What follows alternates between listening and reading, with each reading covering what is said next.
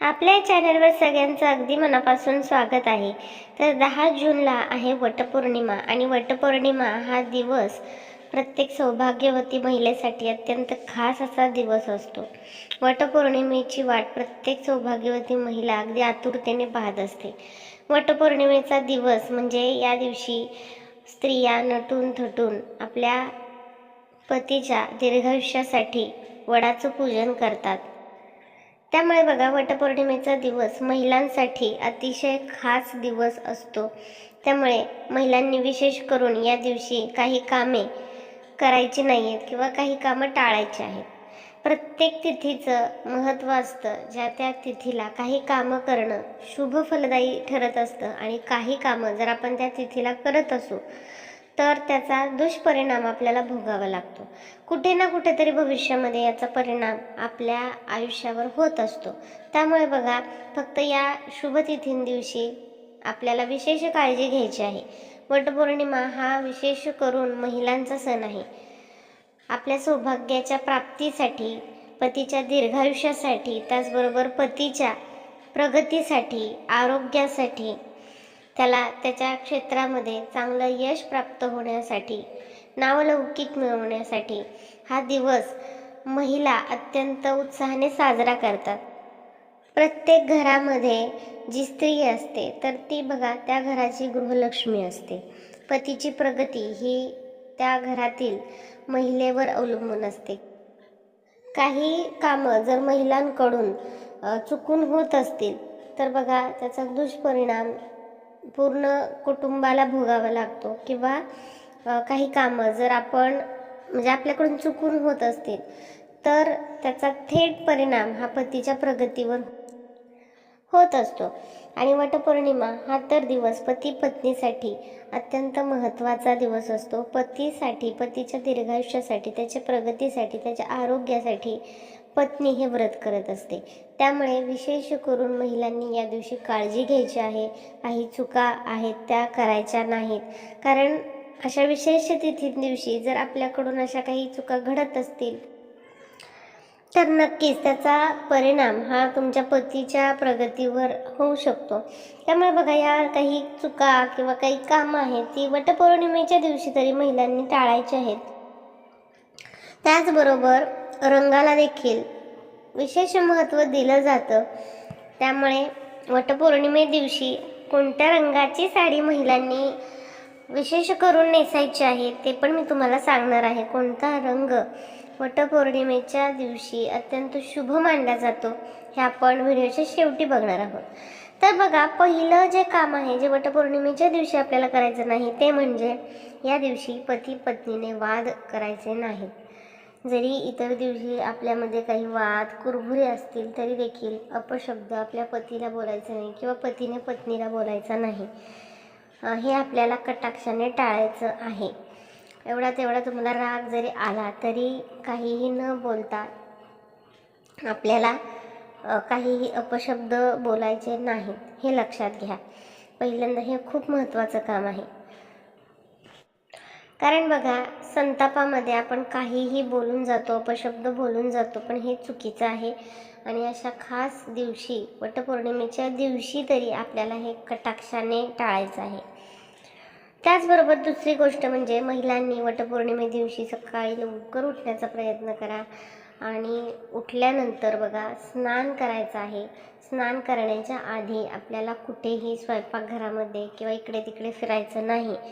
ही महिलांनी अगदी कटाक्षाने पाळायची गोष्ट आहे। वटपौर्णिमेच्या दिवशी लवकर उठून स्नान करायचे आहे। आणि स्नान करताना महिलांनी एक लक्षात घ्या, केसावरून आपल्याला पाणी घ्यायचं आहे, म्हणजे केस धुवायचे आहेत। केस न धुता वडाची पूजा केलेली आहे असं करू नका। या दिवशी न विसरता आपल्याला केस हे धुवायचे आहेत, हे लक्षात घ्या। कारण बघा, कुठलंही शुभ पूजन असेल किंवा शुभ कार्य असेल तर आपण आपले केस जे आहेत ते धुतलेच पाहिजेत, हे लक्षात घ्या। आणि वटपौर्णिमे दिवशी वडाचं पूजन केलं जातं। जरी तुम्ही वडाचं पूजन करणार नसाल किंवा तुमच्याकडून शक्य नसेल किंवा काही घरांमध्ये करत देखील नाही तर त्या दिवशी तुम्ही डोक्यावरून स्नान हे करायचंच आहे। ही गोष्ट महिलांनी लक्षात घ्या. या दिवशी वटपौर्णिमे दिवशी उशिरापर्यंत झोपणे किंवा दुपारी पण झोपून राहणे, संध्याकाळच्या वेळेला तर चुकूनही आपल्याला दिवे लागणीच्या वेळेला झोपून राहायचं नाही, हे महिलांनी लक्षात घ्या. त्याचबरोबर संध्याकाळी दिवे लागणीनंतर घरामध्ये केरकचरा काढू नका किंवा झाडून काढू नका. झाडल्यानंतर जो केर आहे, कचरा आहे, तो घराच्या बाहेर फेकू नका. जरी कचरा झालेला असेल तरी देखील तुम्ही बाजूला तो लावून ठेवू शकता. पण बघा, वटपौर्णिमे दिवशी संध्याकाळच्या वेळेला दिवे लागणीनंतर तुम्ही चुकूनही झाडून किंवा केरकचरा काढू नका. हे खूप महत्त्वाचं आहे. आता बघा, पुढचं जे काम आहे जे महिलांनी करायचं नाही ते म्हणजे या दिवशी वटपौर्णिमे दिवशी वडाच्या झाडाला इजा होईल असं आपल्याला काहीही करायचं नाही. बऱ्याचशा महिला काय करतात, वडाला जाता येत नाही किंवा वडाचं झाड घरापासून खूप लांब आहे तर त्या फांदी तोडून आणतात आणि त्याची पूजा करतात. हे चुकीचं आहे. वडाची फांदी तोडून आणणं वटपौर्णिमे दिवशी हे अशुभ मानण्यात आलेलं आहे आणि याची शुभ फळं मिळण्याऐवजी अशुभ फळं मिळू शकतात. त्यामुळे बघा, या दिवशी वडाचं जे झाड आहे त्याचं जाऊन तिथे पूजन करायचं आहे. पण त्याचं एखादी फांदी तोडून आणलेली आहे हे करू नका. हे अत्यंत चुकीचं आहे. किंवा वडाचं पान तोडणे वटपौर्णिमे दिवशी हे देखील चुकीचं आहे. तर हे पण काम आपल्याला करायचं नाही. महिलांनी विशेष करून अशा प्रकारे हे काम करायचं नाही. त्याचबरोबर गर्भवती स्त्रिया असतील, प्रेग्नंट महिला असतील तर त्यांनी वडाला प्रदक्षिणा मारू नये असं आपल्या शास्त्रामध्ये देखील सांगितलेलं आहे. तर हे एक आपण पाळायचं आहे. जर महिलांना मासिक पाळी असेल तर त्यामध्ये देखील वडाला जाणं वर्ज्य समजण्यात येतं. त्यामुळे जर पिरियड असेल तुम्हाला तर वडाला या दिवशी आपल्याला जायचं नाही किंवा तिथे जाऊन पूजन करायचं नाही, घरी पण पूजन करायचं नाही, हे लक्षात घ्या. बघा, असं सांगण्यात येतं की 4था किंवा 5वा दिवस असेल तुम्हाला तर तुम्ही वडाचं पूजन करू शकता.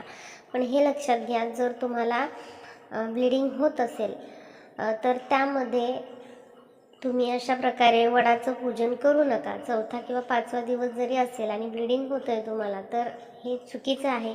त्यामुळे घरात पण किंवा तिथे जाऊन पण तुम्ही अशा प्रकारे पूजन करू नये. आता बघा, हे अगदी पूर्वीपासून चालत आलेलं आहे. मासिक पाळीमध्ये महिलांनी कोणत्याही प्रकारचं पूजन करणं हे वर्ज्य समजण्यात आलेलं आहे. यामध्ये बघा, कुठल्याच प्रकारची अंधश्रद्धा नाही आहे. महिलांना असंही सगळ्या जबाबदाऱ्या सांभाळाव्या लागतात आणि मासिक पाळीचे जे दिवस असतात त्यामध्ये तरी त्यांना त्यांच्या शरीराला आराम मिळावा आणि कुठल्याही प्रकारचा कामाचा ताण त्यांच्यावर पडू नये यासाठी अशा पद्धतीचे ज्या काही रीती आहेत त्या पूर्वीपासून पाडलेल्या असाव्यात. त्यामुळे बघा, जर तुम्हाला पिरियड असेल आणि 4था 5वा दिवस आहे पण ब्लिडिंग होत नाही आहे तुम्हाला तर तुम्ही अशा केसमध्ये पूजन करू शकता. पण ब्लिडिंग सुरू आहे आणि त्यामध्ये पूजन करत आहात हे तुम्ही टाळायचं आहे.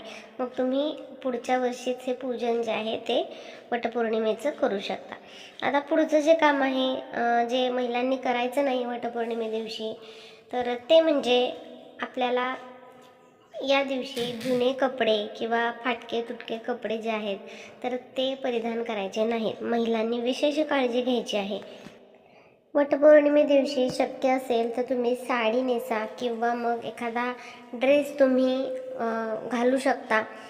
पण अगदीच फार असे मळलेले कपडे आहेत किंवा अगदी जुने कपडे तुम्ही वापरताय तर हे आपल्याला करायचं नाही. महिलांचा दिवस असतो, खास दिवस असतो. आणि बघा, महिलांनी या दिवशी गळ्यामध्ये मंगळसूत्र अवश्य घाला. कपाळाला टिकली, कुंकू हे आपण लावलं पाहिजे. बांगड्या जर तुमच्याकडे सोन्याच्या असतील तर त्या घाला किंवा इतर कोणत्या असतील तर त्या घाला. पायामध्ये पैंजण जे आहे तर ते घाला. जेवढे काही तुमच्याकडं अलंकार आहेत तर ते नक्की वटपौर्णिमे दिवशी घाला. कारण हा सणच महिलांचा आहे, साज शृंगाराचा सण आहे. त्यामुळे महिलांनी या दिवशी छान व्यवस्थित राहायचं आहे. आणि बघा, घरातली लक्ष्मी जर खुश असेल तरच त्या घरामध्ये लक्ष्मी नांदते हे लक्षात घ्या. त्यामुळे महिलांनी अशा प्रकारे छान सुंदर व्यवस्थित या दिवशी राहायचं आहे. त्याचबरोबर तुमच्या घरामध्ये कोणी आलेलं असेल तर त्यांचा अपमान करू नका. कोणाचाच अपमान आपण कधीच केला नाही पाहिजे, पण या दिवशी विशेष काळजी घ्या. अन्नदान करा. त्याचबरोबर ज्या महिला असतात, सुवासिनी असतात, त्यांना तुम्ही ज्या शृंगाराच्या वस्तू आहेत त्या दान करा. हे अत्यंत शुभ मानलं जातं या दिवशी अशा प्रकारे दान करण्याचं. त्याचबरोबर या दिवशी महिलांनी पांढरा रंग, निळा रंग, अगदी डार्क निळा जो असतो तो, आणि त्याचबरोबर काळा रंग हा वर्ज करायचा आहे. आपल्याला या कलरची साडी किंवा ड्रेस पण परिधान करायचा नाही, किंवा बांगड्या पण या कलरच्या आपल्याला हातामध्ये घालायच्या नाहीत. या गोष्टी महिलांनी लक्षात ठेवायच्या. त्याचबरोबर या दिवशी बाहेरचं जेवण शक्यतो जेवू नका. घरामध्ये बनवलेलं सात्विक जेवण बनवण्याचा प्रयत्न करा. कुठल्याच प्रकारचा तामसी आहार, मांसाहार या दिवशी घ्यायचा नाही. जरी तुम्ही उपवास केलेला नसेल तरी देखील सात्विक जेवण तुम्ही या दिवशी बनवायचं आहे. त्याचबरोबर आता बघूया, महिलांनी या दिवशी वटपौर्णिमे दिवशी कोणत्या रंगाची साडी ही नेसायची आहे. आता हे लक्षात घ्या, वटपौर्णिमा म्हणजे हा पौर्णिमेचा दिवस असतो. भगवान विष्णू, माता लक्ष्मीचा हा दिवस समजला जातो. त्यामुळे बघा, वटपौर्णिमे दिवशी तुम्ही पिवळ्या कलरची साडी अवश्य नेसू शकता. पिवळा कलर हा गुरुग्रहाचं प्रतिनिधित्व करतो. आणि बघा, पिवळा कलर जर आपण पौर्णिमेच्या दिवशी अंगावर परिधान केला तर त्याचे अनेक शुभफळं आपल्याला पाहायला मिळतात. भगवान विष्णूंना अतिशय प्रसन्न करणारा हा रंग आहे. त्यामुळे पिवळा कलर तुम्ही वटपौर्णिमे दिवशी नेसू शकता, किंवा म्हणजे साडी नेसू शकता, किंवा पिवळ्या कलरचा ड्रेस परिधान करू शकता. याशिवाय तुम्ही हिरवा कलर, त्याचबरोबर लाल कलर, हे 2 कलर देखील या दिवशी वापरू शकता. त्यामुळे बघा, पिवळा, लाल आणि हिरवा हे 3 कलर जे आहेत, हे 3 रंग जे आहेत, तर या रंगाचे तुम्ही कपडे किंवा जे साड्या आहेत तर त्या नेसू शकता. आणि बांगड्या पण तुम्ही या रंगाच्या हातामध्ये घालू शकता. तर बघा, ही काही माहिती होती, मला तुमच्यापर्यंत पोचवायची होती. तर नक्कीच व्हिडिओला जास्तीत जास्त शेअर करा, म्हणजे सर्व महिलांना ही माहिती जी आहे वटपौर्णिमेविषयीची ती समजेल.